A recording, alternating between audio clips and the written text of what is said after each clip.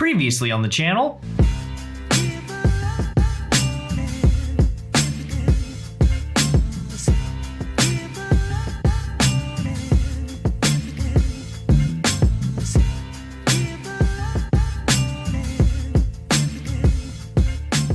Vladimir was super cool, but it doesn't have much beyond the 3 things that we saw in a single day. So if you haven't seen that video, you can go ahead and check that out on my channel, but for this week, we decided to wake up super early and took a long country road drive, about 30 minutes north of Vladimir, to our final single day adventure this week, the lovely, the eclectic village of Suzdal. Suzdal is one of the oldest Ruthenian towns, reaching as far back as the 10th century. But unlike the 3-horse town of Vladimir, this city, which is really only a blip on the map compared to its bigger brother Vladi, Suzdal has over 40 historic sites and over 200 architectural locations of interest. That impressive number is on account of the fact that its history stretches all the way back to the year 999. That's right, 999. You know a city's gonna be fun when it's founded in either a 2 or 3 digit number. So we followed the horses into town, and the first thing you notice about the city has to be the churches. Every horizon feels like you can't escape 10 or more Orthodox church domes all around you, which is one of the things that this city is just plainly famous for. Suzdal escaped industrialization from the Soviet Union, mostly because Vladimir, its brother city, wasn't spared. So the city itself is more or less unchanged from the pre-revolutionary times, and that's often why locals come traveling here. There's no factories, there's no panel houses,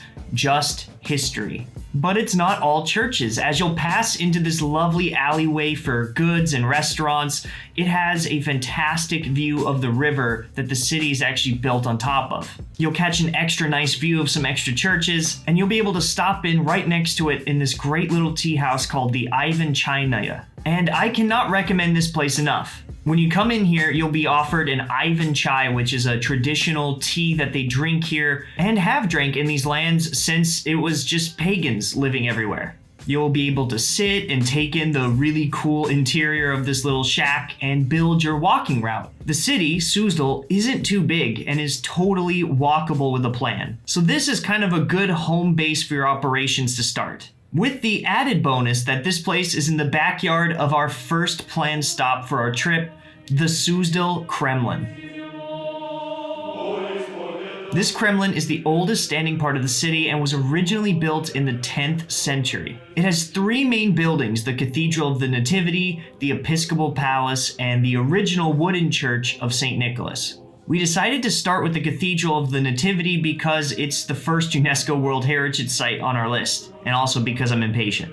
Built in 1222, this cathedral is one of the most iconic scenes in the entire city of Suzdal. Here you can see some of the oldest examples of iconography still present in any church in the entire country. Inside the nave, you'll see what is almost a recreation, but on a smaller scale, of the breathtaking cathedrals in Russia, like the Savior on Spilled Blood in St. Petersburg. I've been in both churches, and this one has the added bonus of being much, much older and with nearly none of the tourists.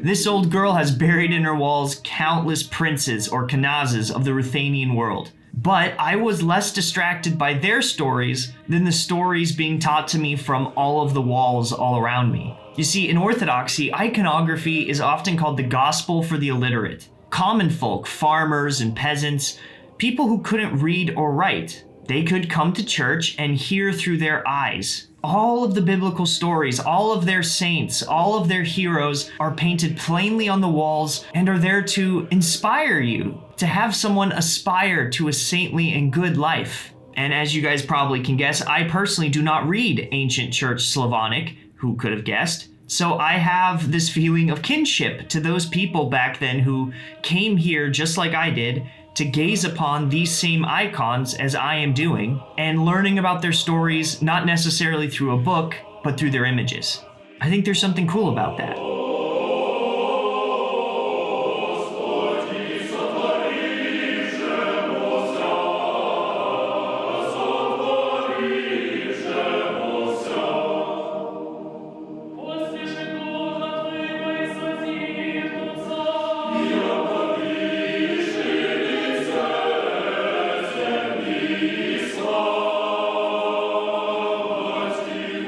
When you're done being inspired there, you're going to walk out and you'll immediately be faced with the Museum of the Episcopal Castle, which is the house of the former bishops of Vladimir. Inside, it's pretty simple, which is not exactly what I expect from anything associated with Russian Orthodoxy, but it has many of the original features from when the ancient bishops of Ruthenia lived and organized their churches right here, right in these walls. Their chairs, their books, their paintings, they're all still here. But you can also see other facets of Ruthenia not connected to the bishops. They have miniature city models, they have armor and monk's robes, artwork, dioramas, and a lot of other things that will help you fill in the gaps of what life in the former Ruthenian kingdom was like.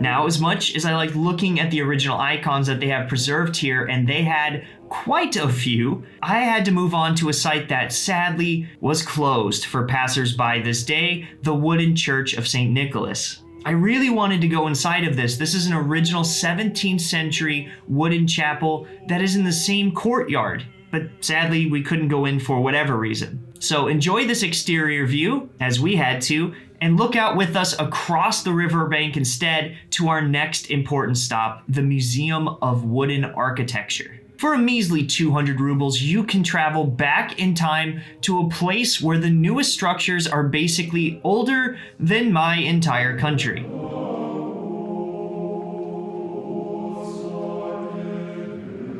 This preserve, which might look like a perfectly preserved village somehow, was actually formed in the Soviet Union. They brought all these structures from villages from all over Vladimir here to be a sort of open-air museum. It allows you to walk into a former craftsman's house and see a family who, although originally owned this building, still use it to sell their wares to parkgoers. All of the original wooden details, the carvings, the craftsmanship of all of these buildings are intact, exactly how they would have been in pre-revolutionary Russia.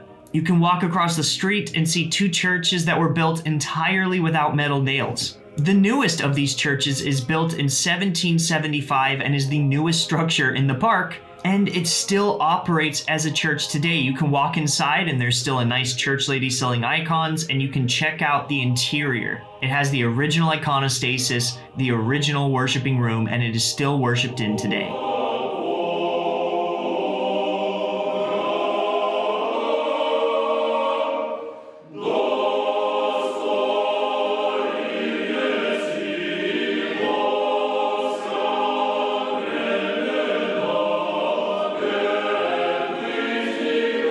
The entire park is about as close as you can get to walking around Russia in its primordial form, and I think that's pretty dang inspiring. After all, how can you not be inspired walking around and seeing all of this? Alright, house. Dom и села Ilkino Melekovskaya Right. 19th century. Down the path further into the park, they also have a couple of peasants' homes. These were placed here intentionally to allow you to see the various levels that serfs or peasants used to live in. From the smallest and lowliest to the biggest and nicest, they all have that warm smell of home and herbs and hearth.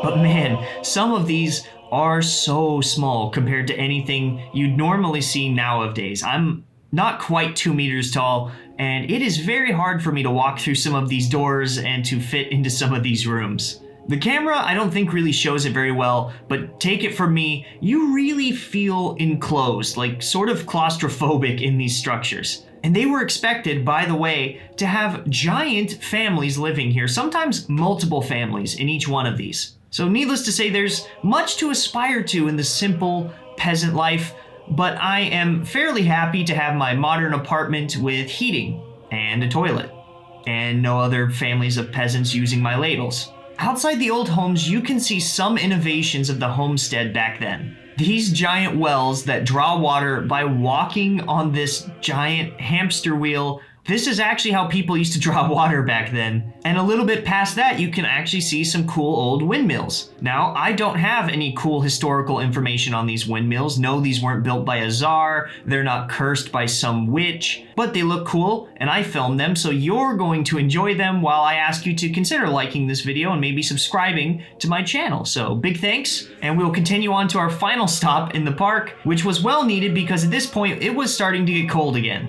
So we decided to check out the rich merchant's home at the very far end of the property before we left, so we can see how the wealthy non-nobility used to live.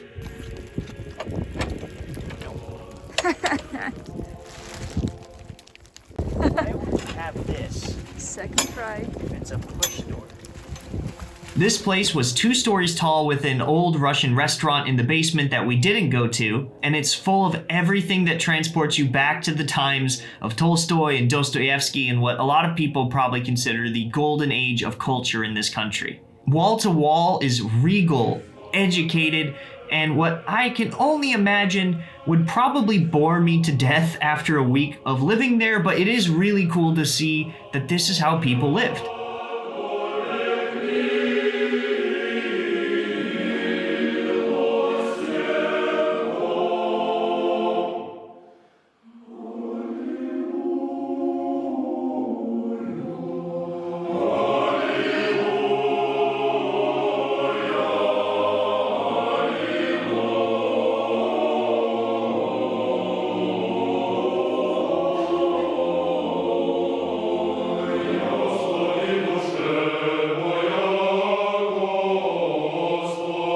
So we strapped back up, put on our coats, and we left there, deciding to cross the river to another part of town to have a decent meal. We found a restaurant that does traditional Russian food, but with a bit of a wild kick. We ate some moose dumplings and steaks and had some of the best kvass we've ever had, at least in my opinion, before we headed to our final place of interest, the St. Euphemius Monastery. This place is a World UNESCO Heritage Site again, and it's built in the 14th century. The monastery has probably the largest defensive wall I think I've ever seen besides Red Square, and the property itself is very, very well kept. It feels almost original.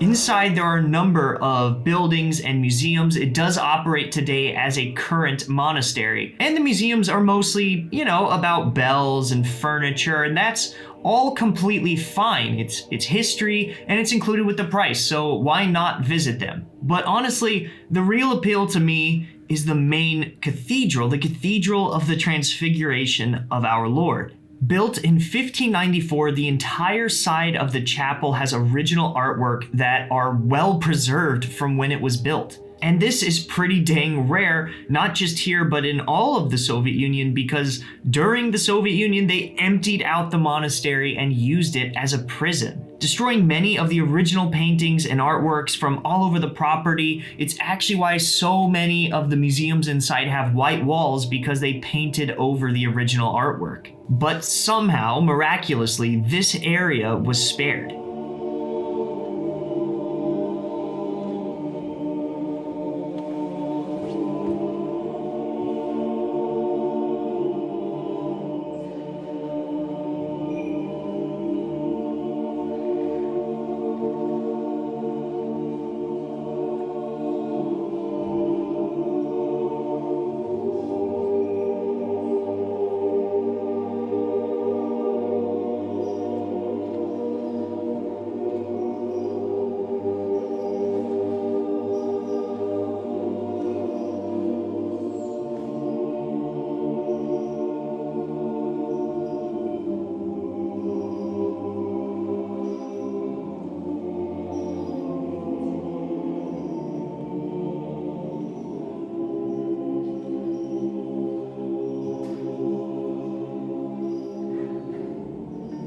The structure is mostly renewed by now. After the fall of the Soviet Union, they actually returned this church to the Orthodox Church so that way they could keep using it for their services. And even today, it is still in the process of being renewed. Most of these images in the main room that you can see, with a few rare exceptions, are the result of that renewing. They were originally destroyed and are now being brought back into their original form. And that is almost exactly the case with Suzdal, I think. These were the great Ruthenian cities, Vladimir and Suzdal, with amazing stories behind every structure and every street. These lessons for every man to learn here are so palatable that you almost have to force yourself not to come away with something new. Today, I think the benefit of walking around these cities is allowing not your ideology, but the cities themselves to speak. They certainly spoke to me, and I sincerely hope, in some small way maybe,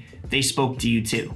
If you like this video, be sure to like it down below. If you have any questions, comments, concerns, or compliments, you may leave them in the comment box down below. I personally read every comment that I get. If you're new to my channel, maybe consider introducing yourself down below. I would love to get to know you. And if you have any recommendations of things you want to see, I would be happy to listen. If you like this video, you can check out my video of Vladimir. I did that last week, or any of my other videos while I'm finishing up my time here in Russia. And if you want more content like this, be sure to subscribe to my channel. It costs you nothing, and I put out videos like this every single week. You can check me out on Twitter, Discord, Patreon, all those wonderful places, but the best place to check me out is right back here next week. Bye-bye.